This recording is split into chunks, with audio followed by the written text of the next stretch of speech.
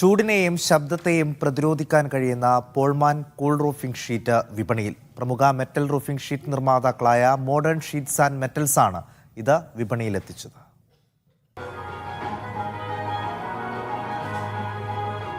Triple layer കോട്ടിങ്ങോടുകൂടിയ insulated roofing ഷീറ്റുകൾ ആധുനിക മെഷീനുകളിൽ നിർമ്മിക്കുന്ന കേരളത്തിലെ ഏക കമ്പനിയാണ് മോഡേൺ ഷീറ്റ്സ് ആൻഡ് മെറ്റൽസ്.